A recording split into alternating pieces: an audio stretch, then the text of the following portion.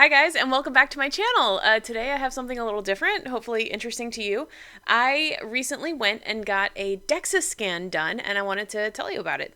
So, a Dexa scan is a body composition test that is considered the gold standard for body composition. So, body fat, muscle mass, bone density.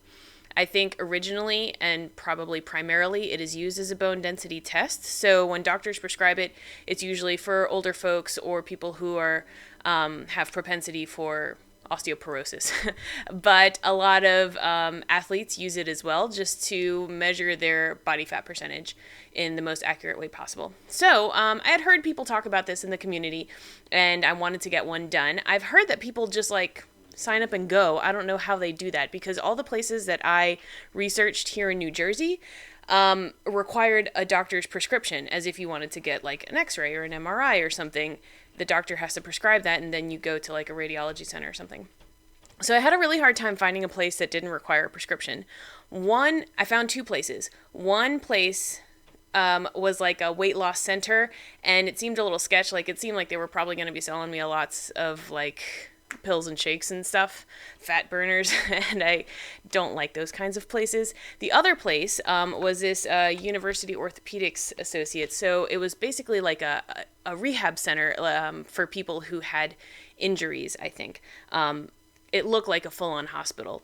So I was really glad that they offered this. The price was $175 if you wanted one done, or $250 if you wanted to have two done. I went ahead and bought the pack for two, and I can use the second one within a year. So even though I wish I had done this before I started losing weight at all to have a really solid baseline, I thought it would be a good time to do one now and maybe give myself 6 months or a year to see where I am in the future and just kind of keep doing them in my life. I don't know. It's just good to have a baseline, right? It's just, these really aren't necessary. I think it's just interesting. And you guys know I work in data analysis. I'm a data numbers kind of person, and I just think it's cool to have this kind of measurement. Other types of ways that people measure their body fat is with electrical impedance. You might have seen those like things that you hold on to at the gym, and it tells you your body fat. Basically, the way those work is those measure the electrical impedance or current that goes through your body, and based on how it moves, it detects your body fat percentage. So I think those are not as accurate because they can be thrown off by like what you're wearing or how recently you exercised, or if you're sweaty, or if you've had a lot of water. So those are hard to get to be in the ideal conditions for the measurement. And usually if you have a scale that measures body fat percentage, it's also using electrical impedance.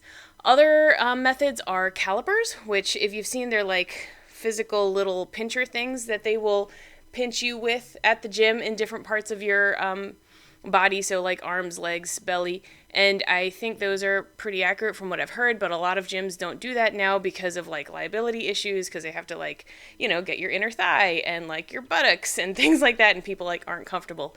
And I think there's also one where you like sit in a little capsule and it goes underwater, like in a pool. I've only ever heard of that once, but I don't even know what it's called. Anyway, there are many different methods for measuring body fat percentage, but I've read that the DEXA scan is the most accurate.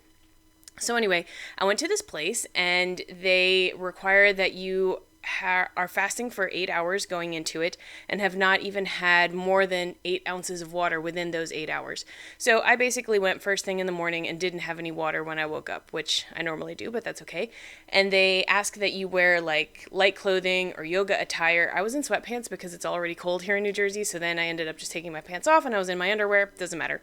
So it's this bed that has this like arm over it, and you just lay still. Oh, you also have to take off any metal, so like all of my earrings, piercings and stuff, I had to take those off, my rings.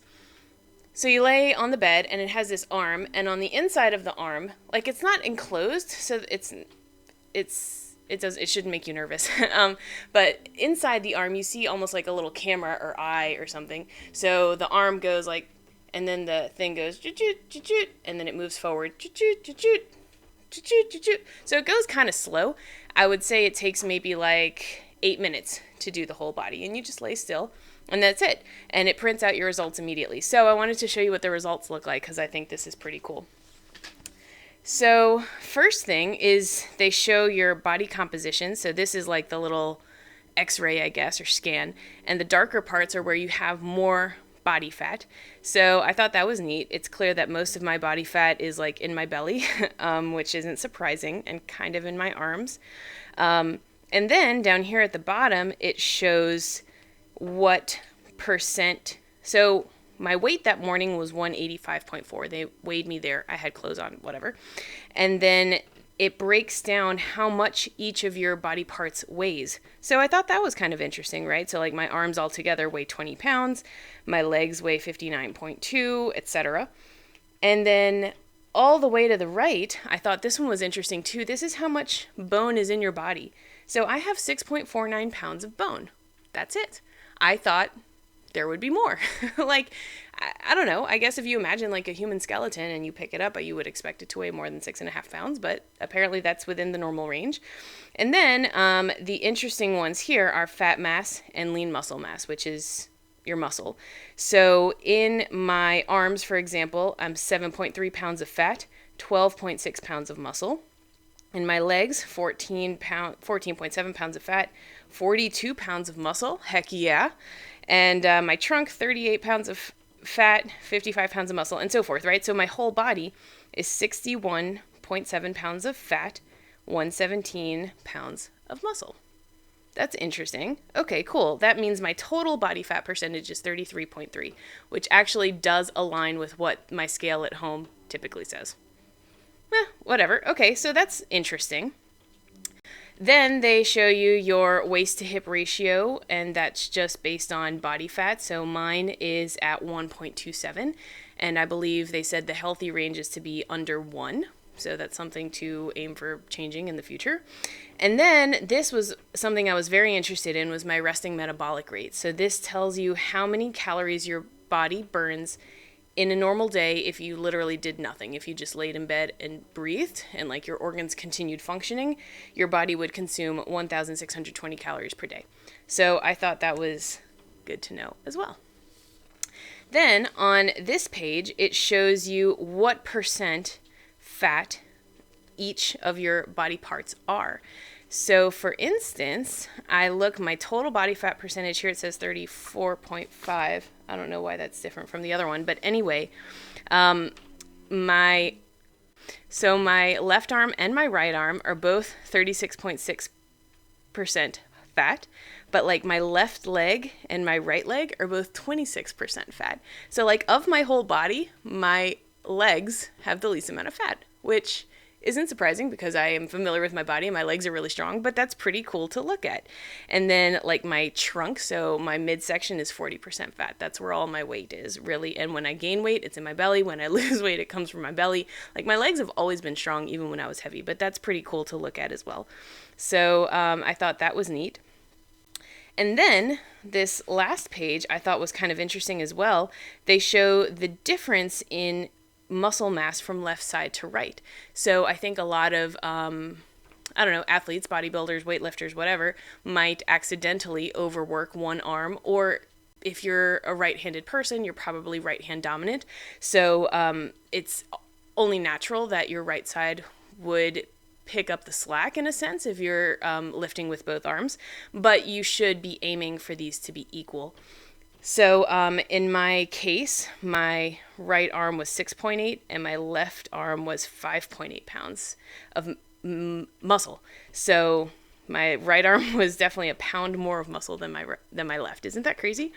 And legs, similarly, about 0.7, so less than 1 pound stronger, my right leg. So, but my left side of my trunk, my midsection, has more muscle than my right side, and that's because the left side of your body stabilizes right hand movement, right? So you can imagine if you're moving this around, your left side of your body is the most stable. So that's not surprising either. So all in all, I have 2.8 pounds of muscle more on my right side than on my left. But I reviewed all of this with a doctor after the test, and he said, really, none of my results are surprising. But to be in a good and healthy range, this is obviously a better measurement than BMI, but to be in a better, healthier range, a range that puts me less at risk for any kind of disease or illness, is to be under 30% body fat, which is not none of this is news, but it's cool to see the numbers. So right now, or that day, this was only less than a week ago, I was 33.3% body fat. So I think I'm going to go back in like 6 months and try to lose some weight. Right now, I'm like 20 pounds up from my low weight. So I'm going to try to lose some weight, and hopefully my body fat percentage will be under 30, which I think is totally doable. So I will come back in 6 months and show you the new results. So anyway, if you have any questions, let me know. I'm not sure if I'll be able to answer them, but I just wanted to share this with you because I thought it was really interesting. All right, talk to you later.